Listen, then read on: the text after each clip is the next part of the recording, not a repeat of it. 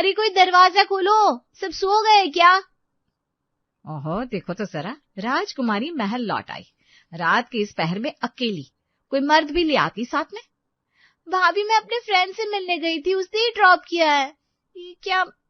Friend? ऐसी कौन सी friendship है जो रात 11 बजे तक चलती है?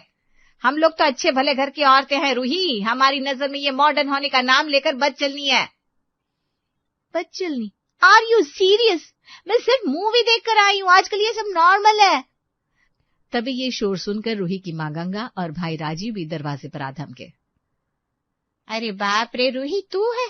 मुझे लगा पता नहीं क्या हो गया, तेरी भाभी यूं चीखने लगी। आ गई हो तुम, वहां दरवाजे पर क्यों खड़ी हो? अंदर आओ। भाभी आने दे तब ना। सुन लो, इसकी हिम्मत देखो, सबकी बात काट रही है। हाँ, मैंने इसे अंदर नहीं आने दिया, पहले इसकी अकल ठिकाने लगानी है। लड़कियां ऐसे घूमती है क्या? शर्म आनी चाहिए तुझे रूही, तेरी इस हरकत से पूरे परिवार की इज्जत धूल में मिल जाएगी। वो बस करो भाभी, मैं कोई चोरी करके नहीं आई हूँ। मोहल्ले वाले लोग इकट्ठा होने लगे और काजल ने छुपाने की बजाय तमाशा बनाने को प्रेफरेंस दी। हे राम, देखो सब, देखो इस बेपर्दा लड़की को रात के 11 बजे अकेली किसी अनजान की कार में। कहां से आ रही है, किसके साथ थी, क्या करके आ रही है, कुछ पता नहीं। हमारे खानदान में तो औरतें शाम ढलते ही घर की 4 दीवारी में समा जाती है। उसकी आवाज इतनी तीखी और गूंजती हुई थी कि पूरा मोहल्ला दरवाजे पर इकट्ठा होने लगा। चमेली अपनी चुन्नी ठीक करती हुई आई। संजय मुस्कुराता हुआ घर से निकला। अरे बाप रे काजल बहू, ये क्या हंगामा है? रूही कहाँ गई थी? कुछ हुआ तो नहीं? क्या हुआ? हुआ ये कि आजकल की लड़कियों को घर गृहस्थी, इज्जत आबरू का कोई मोल ही नहीं रह गया। मेरी सासू माँ को तो दिल का दौरा पड़ रहा था इंतजार करते करते, और ये महारानी मूवी देखकर फ्रेंड्स के साथ घूम कर आ रही है। बोलो, कल को शादी के बाद ससुराल में भी यही हाल रहा तो हमारा तो मुंह काला कर देगी। पड़ोसियों में से कोई दबी हंसी हंस रहा था, कोई सिर हिला रहा था। संजय का मुस्कुराना और भी चौड़ा हो गया। क्या बात है रूही, कोई लड़के का चक्कर है क्या? बस संजय भाई, चाची चाचा आप सब जाइए, कुछ नहीं हुआ, घर का मामला है, शांति से सो जाइए। हमें क्या, हम तो सो ही जाएंगे। अपनी बीवी को सहलाओ जो बेकाबू हो गई है आधी रात को। उसने रूही का हाथ पकड़कर जोर से अंदर खींचा और तेजी से दरवाजा बंद कर दिया। बाहर पड़ोसियों की फुसफुसाहट और चमेली की हंसी सुनाई दे रही थी। रूही अंदर आती ही सीधे अपने कमरे की ओर भागी। उसकी आंखों में आंसू नहीं, गुस्से की चिंगारी थी। उसने किसी की ओर देखा तक नहीं। देखा माँ जी, देखा राजीव, इसका रवैया, गलती करे और गुस्सा हम पर ऐसे। काजल चुप हो जाओ, रात के 12 बजने को है, सब सो जाओ, बात यही खत्म। वो खुद भी नाराज था, पर उस रात की शर्मिंदगी ने उसे चुप करा दिया। अगली सुबह के 8 बजे से रूही का कमरा बंद था। काजल का ड्रामा फिर शुरू हो गया। अजीब चौंचले हैं आजकल की लड़कियों के। हमारे जमाने में तो सूरज निकलने से पहले उठना पड़ता था, अब तो सूरज आंखें चुंधियाकर जाता है और ये मॉडर्न राजकुमारियां सोई रहती है। ससुराल में तो इनकी ऐसी तैसी जाएगी। रूही का कमरा खुला, वो बाहर आई और फटाक से बोली, भाभी आपके जमाने में लोग टाइम मशीन में घूमने भी जाते थे क्या? क्योंकि आप तो हर बात में उसी जमाने में पहुंच जाती है। कल रात को मैं लेट सोई थी तो आज थोड़ा देर से उठी, इसमें ससुराल वसुराल कहां से आ गया? ओहो, सुना माँ जी, सुनती हो ना, बड़ों से इस तरह मुंह लड़ाती है। मैं तुम्हारी भलाई के लिए कह रही हूँ, तुम जवान हो, अभी समझ में नहीं आएगा। अरे बस करो ना काजल, रोज रोज का ये तमाशा। रोहित चाय ले लो, और काजल तुम्हारा काम देखो, ये लड़ाई झगड़ा बंद करो अब। हाँ हाँ भाई, मुझे क्या है, मैं तो बस भलाई की बात करती हूँ। काजल नाराज होकर चूल्हे की ओर मुड़ गई, मगर उसकी आंखों में बदला लेने की चमक थी। फिर जब लंच टाइम नजदीक आ रहा था तो रूही घर के बाहर छोटे से लॉन में टहल रही थी और फोन पर अपनी सहेली से कल रात की घटना बता रही थी, गुस्से में भरी हुई। हाँ, पूरा मोहल्ला इकट्ठा कर दिया, मानो मैंने कोई। अरे कल तो, हाँ बताती हूँ ना। काजल ने खिड़की से झांका। वो झल्ला कर गंगा से बोली, माँ जी देखिए ना आपकी बेटी को, दुनिया की आंखों का तो कोई डर ही नहीं है। बाहर खुले में इतने जोर जोर से बातें, पता नहीं क्या क्या बक रही है, कोई सुन लेगा तो। अब थोड़ा समझाइए ना उसे।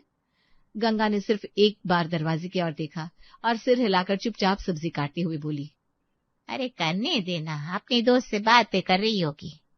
काजल अपनी बात इग्नोर होते देखकर भड़क गई। वो सीधे लॉन में पहुंची। अरे रूही बेटा, फोन पर इतनी देर से लगी हो, खाने का टाइम हो गया है ना, कम से कम थोड़ी मदद तो कर दो किचन में। यह हाथ तो फोन से ही चिपक गए है तुम्हारे। रूही ने अनसुना कर दिया, पर पड़ोस से चमेली ने यह सब सुन लिया और वो फौरन बोली, अरे काजल बहू, क्या बात है, ननद को किचन के काम सिखा रही हो। बहुत अच्छा करती हो। आजकल तो लड़कियां रसोई का मुंह भी भूल गई है। रूही का चेहरा लाल हो गया, गुस्से से उसका गला भर आया। उसने फोन काटा और बिना एक शब्द कहे आंखों में आग लिए वो सीधे घर में घुस गई और अपने कमरे का दरवाजा जोर से बंद कर दिया। लो कर लो बात, इनको कुछ मत बोलो, बोलोगी तो अपने बिल में घुस जाएंगी। खैर मुझे तो काम करना ही है। अगले दिन रूही मॉल जाने की तैयारी कर रही थी। उसने एक स्टाइलिश मिनी स्कर्ट और टॉप पहना था। वो बैग समेट रही थी कि काजल कमरे में आ धमकी। हाय राम, ये क्या पहन लिया तूने? ये कपड़ा या पट्टी, घुटने तक तो कुछ है ही नहीं। तू बाजार जा रही है या नाचने? ये मेरी पसंद है भाभी, आपको फैशन का क्या पता? माँ जी, राजीव आओ जरा देखो, रूही ने क्या पहन रखा है। अगर पड़ोस वालों ने देख लिया तो क्या कहेगा मोहल्ला? हमारे घर की इज्जत एक मिनी स्कर्ट में बिक जाएगी। गंगा ने देखा और चुपचाप सिर झुका लिया। राजीव ने भी ध्यान नहीं दिया, पर काजल फिर बोली तो राजीव चिल्ला पड़ा। ये क्या कपड़े पहने हो, शर्म नहीं आती तुम्हें? तुरंत जाकर कुछ और पहनो, जींस टी शर्ट पहन लो, लेकिन ये नहीं। ये मेरा शरीर है, मेरी मर्जी। देखो देखो तुम्हारी बहन का रवैया, शादी के बाद क्या ऐसे ही ससुराल वालों को ललकारेगी? राजीव का गुस्सा चरम पर पहुंच गया। वो चिल्लाया, या तो तू जींस पहनकर जाएगी या जाएगी नहीं, फैसला कर। ठीक है। रूही पैर पटकती हुई कमरे में गई और कपड़े बदलकर निकल गई। फिर एक शाम घर में मामा जी, मामी जी और उनके बच्चे आए हुए थे। सब बैठकर गपशप कर रहे थे। काजल मेजबानी में जुटी थी, मीठी मीठी बातें कर रही थी। तभी दरवाजे की घंटी बजी। देख रूही, कौन आया है? रूही ने दरवाजा खोला। बाहर खड़ा था उसका कॉलेज का दोस्त आदित्य। उसे कुछ किताबें लौटानी थी। अरे आदित्य, आओ आओ, किताबें ले आए? Thank you. अंदर आओ ना, चाय पीकर जाओ। अरे नहीं यार, मुझे जल्दी है, बस ये दिन है। पर रूही ने आदित्य का हाथ पकड़कर उसे अंदर बुला लिया। काजल की नजर उस पर पड़ी। उसका चेहरा एकदम बदल गया, जैसे किसी ने उसके मुंह में नींबू निचोड़ दिया हो। आहा, ये कौन सज्जन आए हैं द्वार? रूही, तुम्हें शर्म नहीं आती? लड़कों को घर पर बुला रही हो, और वो भी तब जब घर में मेहमान है। हमारी इज्जत का तो कोई मोल ही नहीं रहा तुम्हारी नजर में। सारे मेहमान चुप होकर ये नजारा देखने लगे। आदित्य हैरान खड़ा रह गया। भाभी, ये मेरा क्लासमेट है, वो मेरी किताबें लौटाने आया है। क्लासमेट? किताबें? अच्छा अच्छा, हम भी तो कभी पढ़े हैं, हमें मालूम है ये किताबें लौटाने के नाम पर क्या क्या चलता है। अरे आप लोग ही बताइए, क्या ये ठीक है एक लड़की का इस तरह लड़के से मिलना? उसे भरोसा था कि मामा मामी उसका साथ देंगे, पर अरे बहू, इतनी बड़ी बात थोड़ी ना हो गई। आजकल बच्चे साथ पढ़ते हैं, काम करते हैं, मिलते रहते हैं, ये तो नॉर्मल है। हाँ हाँ, हमारी बेटी भी अपने मेल फ्रेंड्स को ऑफिस का काम करने के लिए घर पर बुला लेती है। टाइम बदल गया है काजल बेटा। काजल का चेहरा लाल पीला होने लगा। उसे ऐसे उल्टे जवाब की अपेक्षा नहीं थी। नॉर्मल? ये सब नॉर्मल है? अगर यही सब चलता रहा तो इसकी शादी नहीं होगी। कोई भी अच्छा घर वाला ऐसी लड़की नहीं लेना चाहेगा। उन लोगों ने एक दूसरे की ओर देखा और फिर बिल्कुल अनदेखा करके अपनी बातों में लग गए, जैसे कुछ हुआ ही ना हो। काजल वहीं खड़ी रह गई, अपनी हार और गुस्से को पचाती हुई। फिर कुछ दिन बाद रूही ने हिम्मत जुटाकर राजीव से कहा, भैया मैं फैशन डिजाइनिंग का कोर्स करना चाहती हूँ, मेरी बहुत दिलचस्पी है। Fashion designing? अच्छा, तू करना चाहती है तो ठीक है। उसकी बात भी पूरी नहीं हुई थी कि काजल जैसे बीच में कूद पड़ी। हाय हाय हाय, ये क्या सुन लिया मैंने? फैशन डिजाइनिंग वही ना जहां लड़कियां नाचती गाती है, बेहुदा कपड़े पहनती है। अरे बहुत गंदा माहौल होता है वहां राजीव। तुम्हारी बहन को वहां भेजोगे? अरे वहां लड़कियों के साथ बहुत कुछ गलत होता है, उसकी जान को खतरा हो जाएगा, उसकी इज्जत की दुहाई है। सच कहती है काजल? ऐसा होता है क्या वहां? नहीं नहीं, ऐसा कुछ नहीं है। अरे माँ जी, ऐसा ही है, मैं टीवी पर देखती हूँ ना, खबरों में आता है। ये फैशन वालों का ना अलग ही जहन्नम है। रूही जाएगी तो क्या करेगी, क्या बनेगी, कौन जाने। अगर इतना ही शौक है तो शादी के बाद जाकर अपने पति से कहना, वो करवा देंगे, लेकिन अभी नहीं, बिल्कुल नहीं। उसने इतना भड़काया, इतने डरावने सीन बनाए कि राजीव और गंगा का चेहरा उतर गया। रूही के लाख समझाने के बावजूद वे नहीं माने। नहीं रूही, ये कोर्स ठीक नहीं है, बंद करो इसके बारे में सोचना। रूही का सपना उसके हाथ से निकलकर काजल के पैरों तले कुचल गया। वो उदास होकर चली गई और इसी बीच रूही के लिए एक रिश्ता आया। लड़का और उसके परिवार वाले मिलने आए। जी, हमें रूही बहुत अच्छी लगी, पर हमारा लड़का कह रहा है कि उनकी लाइफस्टाइल मैच नहीं कर रही है। आपकी बेटी बहुत अच्छी है पर। हाँ हाँ, कोई बात नहीं। वो लोग चले गए और काजल बोली, लो भाई, उन्होंने मना कर दिया। इतना अच्छा लड़का, अच्छा घर, और उन्होंने मना कर दिया तुम्हारी वजह से, तुम्हारे मॉडर्न बनने की वजह से। अब कौन तुमसे शादी करेगा बोलो? काजल चुप करो, रूही ने पहले ही मना कर दिया था। वो ना करते तब भी तुम किचन में थी। इसने पहले मना कर दिया था। इतना अच्छा मौका हाथ से गया। पागल है बिल्कुल, ज्यादा आजादी ने दिमाग खराब कर दिया इसका। अरे चुप हो जाओ। उसी शाम रूही ने पूरे परिवार को इकट्ठा किया और कहा, मम्मी भैया, मैं एक लड़के से शादी करना चाहती हूँ। उसका नाम गौरव है। वो मेरे कॉलेज का दोस्त है। हम एक दूसरे से प्यार करते हैं। इस बात ने सबको हैरान किया, लेकिन काजल तो जैसे लाइन माइंड पर बैठी थी। क्या? प्यार? शादी? तूने अपनी शादी तय कर ली? हद है भाई, हमारे जमाने में तो माँ बाप बड़े बुजुर्ग तय करते थे। तू होती कौन है फैसला लेने वाली? और ये गौरव नाम का शैतान है कौन? बुलाओ उसे, मैं उसकी खबर लेती हूँ। वो इतनी जोर से चिल्लाई कि लगा उसके गले की नस फट जाएगी। उसने पुराने जमाने के हवाले देने शुरू कर दिए, पर गंगा ने कहा, बस काजल, इतना शोर मत करो, कोई बात नहीं। अगर रूही किसी को पसंद करती है और वो भी उसे, तो दिक्कत क्या है? हम लड़की वालों से मिलेंगे, अगर सब कुछ ठीक लगा तो शादी हो सकती है। हाँ सही बात है, बस लड़का सही होना चाहिए। देख लो, पर मुझे तो उम्मीद ना है। गौरव अपने माता पिता के साथ आया। एक साफ सुथरा पढ़ा लिखा लड़का जिसकी बातों में नम्रता थी। उसने गंगा के पैर छुए, राजीव से गर्मजोशी से हाथ मिलाया। बातचीत के दौरान उसकी समझदारी और रूही के प्रति सम्मान से सब प्रभावित हुए। आपका लड़का बहुत अच्छा है, संस्कारी लगता है। और आपकी बेटी भी बहुत होनहार है, गौरव बहुत बार बताता है। काजल कोने में बैठी सब देख रही थी, मानो उसकी सारी भविष्यवाणियां धरी की धरी रह गई हो। रिश्ता पक्का हो गया। जैसे ही गौरव के घर वाले लोग गए, रूही का चेहरा खिल उठा। वो काजल के पास गई और खुश होकर बोली, लो भाभी देख लो, आप कहती थी मेरी शादी नहीं होगी किसी अच्छे घर में, अब हो रही है और वो भी मेरी पसंद से। हाँ हाँ हो रही है, मुबारक हो। पर याद रखना, पता चल जाएगा। अभी लव मैरिज चलती नहीं है ज्यादा दिन, ज्यादा उड़ना नहीं, ऊंचाई से गिरना बुरा होता है। रूही ने उसकी बात को अनसुना कर दिया। उसके दिल में बस अपनी नई जिंदगी की उम्मीदें थी। कुछ महीने में शादी हो गई। रूही अपने नए घर, नए परिवार में थी। काजल गंगा के कान भरने से बाज नहीं आ रही थी। माँ जी, देखा आपने मेरी बात? ये लव मैरिज वाली बहू ना ज्यादा दिन टिकती नहीं है, नाक कटा देगी आपकी बेटी, ज्यादा मॉडर्न बनती है। पर अरे बस करो ना काजल, अब तो उसकी जान छोड़ो। वो खुश है, हमें भी खुश होना चाहिए। हाँ सही बात, हमें क्या। उधर रूही का ससुराल एक मिडिल क्लास लेकिन मॉडर्न सोच वाला परिवार था। सुबह देर से उठने पर कोई पाबंदी नहीं थी, लेकिन रूही ने खुद तय किया कि वो समय पर उठेगी, घर के काम में हाथ बटाएगी। माँ जी, मैं जल्दी उठ गई हूँ, बताइए क्या करना है? अरे बेटा रूही, हम बहू लाए हैं, नौकरानी नहीं। आराम से रहो, ज्यादा लोड मत लो, जब मन करे जो मन करे वही करना। रूही हैरान रह गई। ये वो दुनिया थी जिसकी उसे उम्मीद भी नहीं थी। वो खुश थी। उसी शाम गौरव के एक दोस्त की बर्थडे पार्टी थी, जो शहर के क्लब में थी। रूही ने एक सुंदर साड़ी पहन ली और खूब सारे गहने। वाह, कितने सुंदर लग रही हो। पर एक बात पूछूं? हाँ। क्लब की पार्टी है, इनफॉर्मल सेटिंग है। तुमने वो वन पीस ड्रेस क्यों नहीं पहनी जो मैंने तुम्हारे लिए चुनी थी? साड़ी में थोड़ा फॉर्मल लगेगा और झंझट भी हो सकता है नाचने घूमने में। पर मम्मी जी पापा जी यहाँ वो क्या कहेंगे साड़ी नहीं पहनी तो? शायद लगे कि मैं अरे पगली, मम्मी पापा क्यों कुछ कहेंगे? वो भी जानते हैं क्लब में साड़ी नहीं पहनी जाती। वो तुम्हें खुलकर जीने देंगे। जाओ बदल लो वो ड्रेस, मैं वेट करता हूँ। रूही के दिल में एक गुदगुदी सी उठी। उसने खुशी खुशी जाकर वो स्टाइलिश वन पीस ड्रेस पहन ली। जब वो बाहर आई तो लीलावती और उसके ससुर भी हॉल में थे। वाह बेटा, बहुत सुंदर लग रही हो। हमें नहीं पता था कि हमारी बहू कृति सेनन लगती है। वो क्लब है ना, तो गौरव ने कहा ये पहन लो, ज्यादा कंफर्टेबल रहेगा। अरे बहुत अच्छा किया। बिल्कुल सही कहा गौरव ने। जवान हो, फैशन करो, एंजॉय करो। हम बूढ़े हो गए हैं, नहीं तो हम भी चलते तुम्हारे साथ। जाओ भाई, मजे करो। रूही का चेहरा खिल उठा।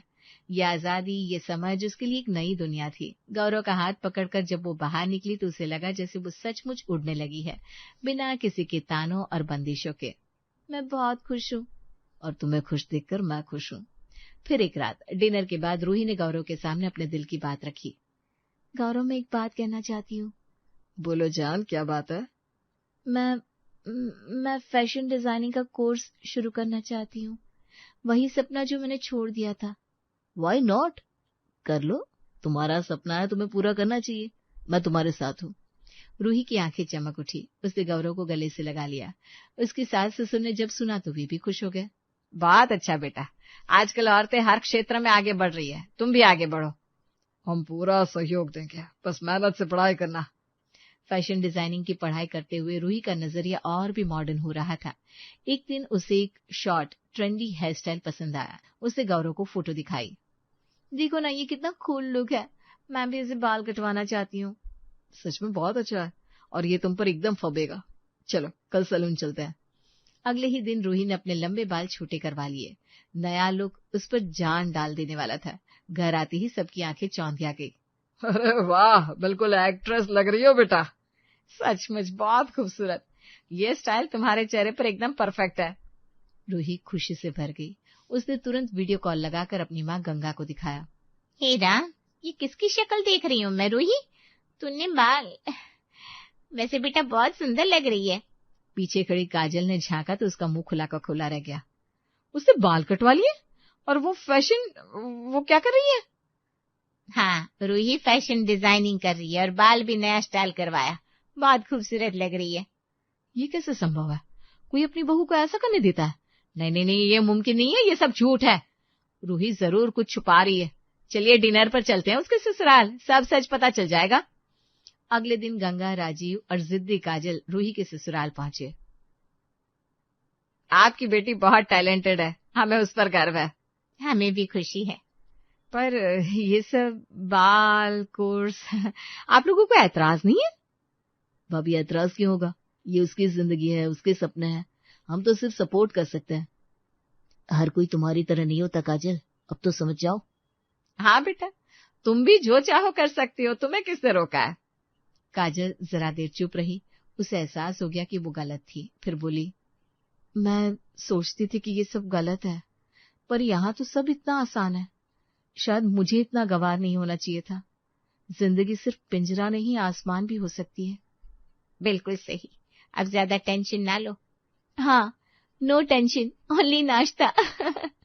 सब लोग हंसकर नाश्ता करने लगे और काजल अंदर ही अंदर बदल चुकी थी। अरे विनीत, तू बड़े दिनों बाद दिखा यार, कहाँ रहता है आजकल? काम रहता है भाई, उसी में बिजी रहता हूँ। अब तो यूके शिफ्ट हो रहा हूँ, तो इसीलिए मार्केट आया था कि थोड़ी शॉपिंग कर लूँ। क्या तू यूके जा रहा है? यूके? सच बता विनीत, तू सच में यूके जा रहा है? अरे मेरे कपड़े छोड़ पहले, और इतना पास मत आ। अरे तो भाई बता ना। अरे क्या बताऊं? यही कि यूके जा रहा है क्यों? जॉब लग गई है मेरी, तुम लोगों की तरह जिंदगी भर यहीं थोड़ी घिसता रहूंगा। भाई हमें भी बता दे कोई तरीका, हम भी यूके चलेंगे।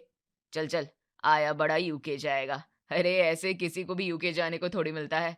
यूके जाने के लिए दम होना चाहिए जो तुझ में नहीं है। तो खुली आंखों से तू सपना देखना बंद कर दे। तू घमंडी लोगों की तरह क्यों बात कर रहा है? हम तो दोस्त है ना, इतनी हेल्प तो कर ही सकते हैं। मैंने रास्ता ही तो पूछा था सिर्फ, बाकी मेहनत तो मेरी ही होती। अरे तो रास्ता भी क्यों बताऊं? जो चीज करने में सालों लग गए वो मैं तुझे ऐसे ही बता दूं? ऐसे थोड़ा ना होता है। अरे तो और क्या करूं तेरे लिए? और नहीं बताना तो मत बता, सीधे सीधे मना कर दे कि नहीं बताना है। तो तुझे समझ नहीं आ रहा क्या? चल छोड़, ले अभी बोल रहा हूं कि नहीं बताऊंगा। और हाँ, औकात में रहना। अब मैं वो विनीत नहीं हूं जो पहले हुआ करता था। बड़ा आदमी बन गया हूं मैं, तो इज्जत से बात करना। काहे का बड़ा आदमी? बड़े आदमी ऐसे नहीं होते, बड़े अपने कर्मों से होते हैं।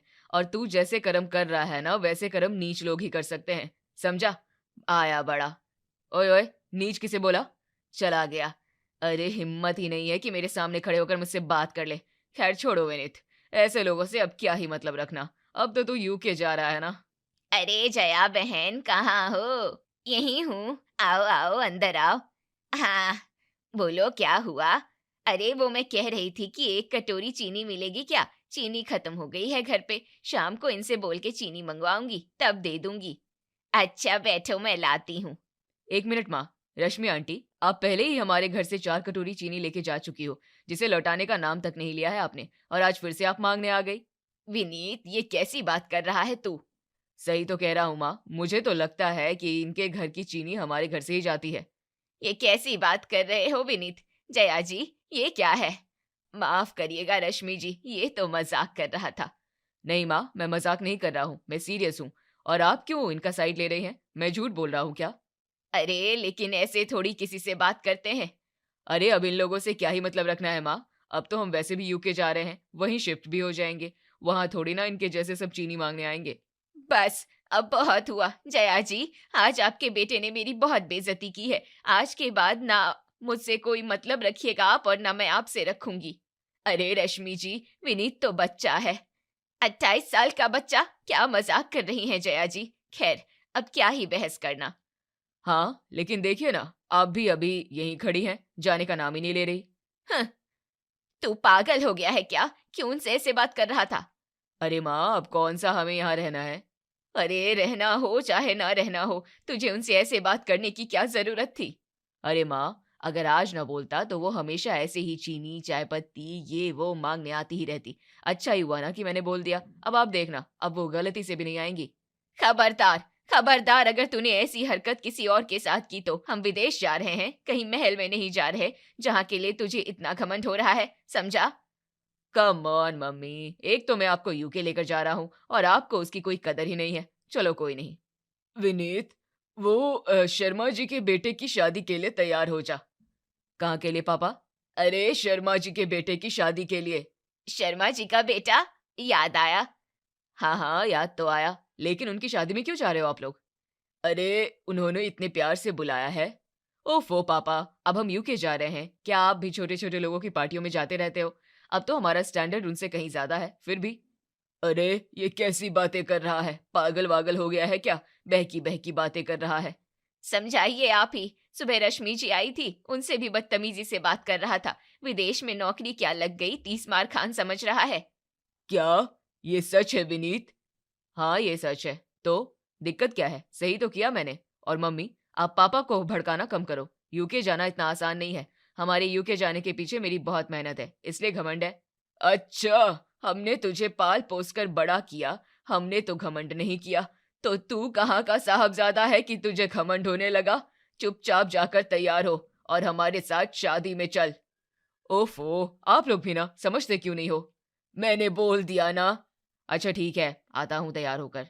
अरे मंगल जी, आप लोग आइए आइए, बहुत अच्छा लगा कि आप लोग बेटे की शादी में आए। हमें तो लगा था कि कहीं विदेश के लिए रवाना ना हो जाए आप लोग।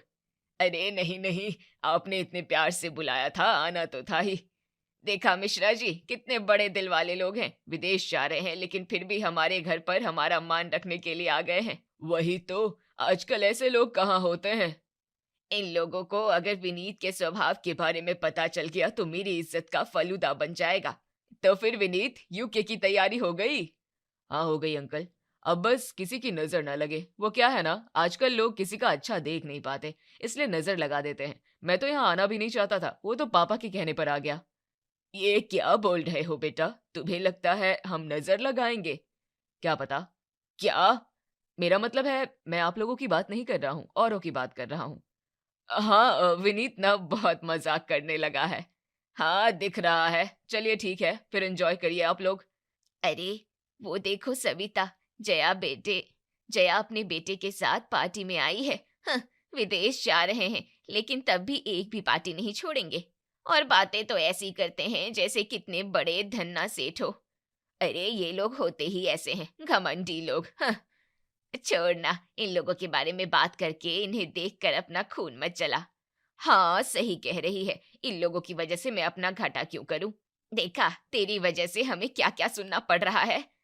अरे विदेश में नौकरी क्या लग गई, जैसे पता नहीं क्या हो गया हो। यहाँ आकर सब हमें इग्नोर ही कर रहे हैं, इससे तो अच्छा घर ही रहते।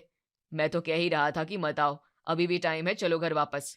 तूने मुंह दिखाने लायक छोड़ा कहाँ है बेटा, चलना ही पड़ेगा। चलो जी, चलो चलो।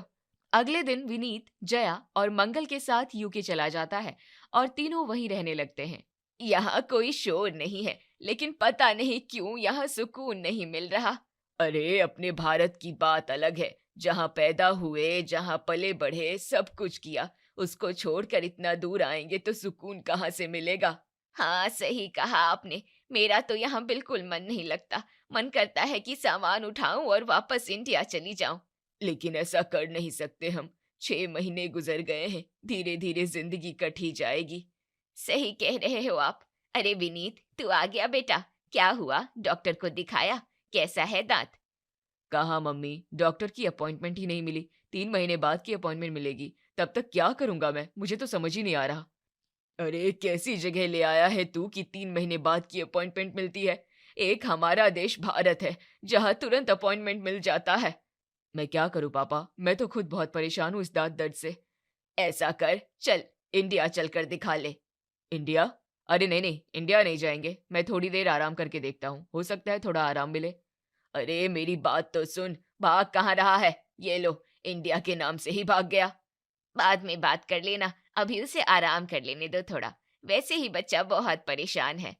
अरे तो हम भी तो परेशान हैं, हम कौन सा बहुत सुखी हैं। खुद आ गया, हमें भी 7 समंदर दूर लाकर छोड़ दिया है। अरे तो चिल्लाने से क्या होगा? चिल्ला कहाँ रहा हूँ मैं तो बात कर रहा हूँ। देखिए, आप फिर चिल्ला रहे हैं। ऐसे ही चिल्ला चिल्ला के बोलते हैं कि चिल्ला कहाँ रहा हूँ। मन शांत ना हो तो चलिए पार्क से घूम के आते हैं। अरे तुम ही जाओ पार्क में, रोज रोज पार्क ही तो जाते हैं। किसी को किसी से कोई मतलब भी नहीं रहता है, सब बस अपने में ही मस्त रहते हैं। पता नहीं कैसे मुर्दा लोग रहते हैं। मुझे तो समझ नहीं आता कि इन लोगों की लाइफ में फन है कहाँ। उन लोगों को उसी में मजा आता होगा। अब इंडिया जैसा माहौल थोड़ी ना आपको यहाँ मिलेगा कि आप अपने 4 दोस्तों के साथ बैठे हो और चाय की चुस्कियां लगाते हुए गप्पे मार रहे हो, हंसी ठिठोलियां हो रही है। हाँ, अब तुम मेरे जले पर नमक मत छिड़को। वैसे ही मुझे यहाँ कुछ नहीं लग रहा। अच्छा ठीक है, अब मैं कुछ नहीं बोलूंगी। अरे विनीत। हाँ पापा। अरे भाई कुछ सोचा वोचा, क्या करना है आगे? कुछ नहीं, 3 महीने वेट करूंगा और क्या। बक, पागल वागल हो गया क्या? जब इंडिया जाकर दिखा सकते हैं तो इंतजार क्यों करना? तुम ऐसा करो, इंडिया की 3 फ्लाइट की टिकट करा लो कल की। मैंने वहां के डॉक्टर की अपॉइंटमेंट ले ली है। अपॉइंटमेंट मिल गई है? तो क्या? अच्छा, तो ठीक है। अब आप लोग इतना कह रहे हैं तो मैं फ्लाइट कर ही देता हूँ। वैसे आप लोग भी ना, गए बिना मानोगे नहीं वहां। तेरा बाप हूँ बेटा, तू कितनी भी कोशिश कर ले, तुझसे तो 4 कदम आगे ही रहूंगा। अरे मैं खुद चाहता हूँ। चलिए, मैंने बातों बातों में टिकट भी बुक कर दी। अब आप लोग भी पैकिंग करिए फटाफट। अरे वाह, तूने तो मेरा दिन बना दिया। अपने देश जाने के लिए बहुत बेचैन था मैं। पापा से बोल तो दिया है, लेकिन वहां जाऊंगा कैसे? सबसे तो लड़के आया हूँ। अब वापस उन्हीं लोगों के पास जाना पड़ेगा, क्योंकि उनके बिना तो काम चलेगा नहीं। हे भगवान, ये कैसी लीला है तेरी। अगले दिन ही विनीत मंगल और जया के साथ वापस इंडिया आ जाता है। ओफो, हमारा घर तो कितना गंदा हो रखा है। वही तो, इसे साफ करने में बहुत वक्त भी लग जाएगा। और 1 घंटे में मुझे डॉक्टर के पास भी पहुंचना है। हाँ तो ऐसा कर, तू सामान यही रख के डॉक्टर को दिखा। अरे पापा, बिना साधन के डॉक्टर के पास जाने में बहुत टाइम लग जाएगा। अरे तो अपने दोस्त लोकेश से बोलना, वो छोड़ देगा तुझे। अच्छा हाँ, लोकेश है ना? लेकिन नहीं, उससे भी तो कहा सुनी हो गई थी मेरी। तू भी ना विनीत, किसी को तो छोड़ दिया होता, सबसे लड़के बैठा हुआ है। क्या हुआ, जाना। हाँ मैं जाता हूँ। अब क्या करूँ समझ नहीं आ रहा। चलो एक बार ट्राई करके देखता हूँ, क्या पता मान जाए। विनीत लोकेश के घर आता है। लोकेश भाई कहाँ है? कौन? अरे तू विनीत, यहाँ कैसे? ऐसे ही यूके से अपने दोस्त से मिलने आ गया हूँ। अरे चल चल, ज्यादा चिपक मत। तू सिर्फ मुझसे मिलने आ ही नहीं सकता। ऐसा क्यों कह रहा है भाई, तू भाई है मेरा। अरे चल चल, सब पता है तेरा, कुछ नहीं समझता है तो मुझे। तभी तो यूके जाने से पहले कितना इतराता फिर रहा था। अरे नहीं भाई, ऐसा नहीं है। वो तो पता नहीं क्यों कैसे। मुझे मत सफाई दे, मेरे पास क्यों आया है ये बता। वो डॉक्टर को दिखाना है, ले चलना अपनी गाड़ी से। अच्छा, अब मैं समझा कि तू क्यों इतनी चिकनी चुपड़ी बातें कर रहा है। अरे तुझे शर्म नहीं आती है क्या? हाँ, बस भी करना लोकेश, अब चल भी ले। अरे चल निकल यहाँ से। आया बड़ा गाड़ी में बैठ के जाएगा। जब मेरा काम था तब तूने भी ऐसे ही बोला था ना मेरे को। अब चल जा, तू भी यहाँ से जा। और इंडिया काहे को आया दिखाने, वहीं यूके में दिखाता ना। लोकेश भाई, उधर अपॉइंटमेंट जल्दी नहीं मिलती, समझो ना बात को, बहुत दिक्कत में हूँ। जब मैं तेरे पास आया था तब मैं भी बहुत परेशान था, मुझे भी तेरी मदद चाहिए थी, लेकिन तू किधर था? तूने की मेरी मदद नहीं ना? तो चल अब निकल। कैसे करते हो लोकेश भाई, चलो ना। चल जाना भाई। इतना बोल के लोकेश गेट बंद कर देता है। अब क्या करूं मैं, लोकेश ने तो जाने से मना कर दिया। 1 घंटे में डॉक्टर के पास भी पहुंचना है, कुछ समझ नहीं आ रहा। अरे मिश्रा अंकल। शर्मा जी, देख रहे हो कौन आया है? हाँ देखे तो, बड़े लोग आए हैं विदेश से। अरे आप लोग कैसे हैं? देखो तो, ये तो अच्छे से बात कर रहा है। लगता है विदेश में जमा नहीं। अरे कैसे जमेगा, लौट के वापस यहीं आना पड़ेगा। आप लोग ऐसे क्यों बात कर रहे हैं? जैसे तूने की थी वैसे ही बात कर रहे हैं। वही तो, अब तू कुछ भी कहेगा तो हम फूल तो नहीं बरसाएंगे। लगता है आप लोगों का अच्छे से बात करने का मूड नहीं है। मैं मुद्दे की बात ही कर लेता हूँ। आप लोग मुझे डॉक्टर शेखर के पास तक छोड़ देंगे क्या अपनी कार से? अरे समाज सेवा थोड़ी खोल के रखी है हमने। चलो जाओ यहाँ से, कहीं और जाओ। अरे शर्मा अंकल, प्लीज आप मना मत करिएगा। अरे काहे का शर्मा अंकल, निकलो चलो। इन लोगों ने भी जवाब दे दिया। क्या करूं? क्या जरूरत थी विनीत उड़ता तीर लेने की? अब क्या करेगा, जल्दी पहुंचना भी है।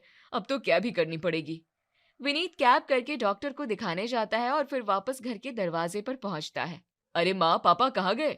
गेट भी नहीं खुला है, ताला भी लगा हुआ है। अब कहाँ ढूंढूं इन लोगों को? कहाँ गए होंगे? वैसे ही ट्रीटमेंट के बाद दांत में दर्द है और अब ये लोग। ऐसा करता हूँ, फोन करके देखता हूँ। हेलो माँ, कहाँ हो आप लोग? अरे बेटा, हम लोग बाहर खड़े थे। रश्मि आंटी ने हमें देखा तो चाय पीने के लिए अपने घर बुला लिया। तब से हम उन्हीं के घर पर हैं, दोनों मियाँ बीबी। जया जी, विनीत को भी चाय के लिए बुला लीजिए ना। अरे ठीक है रश्मि जी, हम घर जाकर पिला देंगे। अरे ये भी तो घर ही है, बुला लीजिए। अच्छा विनीत तू? सुन लिया मैंने, मैं आता हूँ। हे भगवान, मम्मी पापा को जाना भी था तो रश्मि आंटी के घर ही जाना था। मेरा तो मन ही नहीं कर रहा उनके घर जाने का। कैसे जाऊं उनके घर?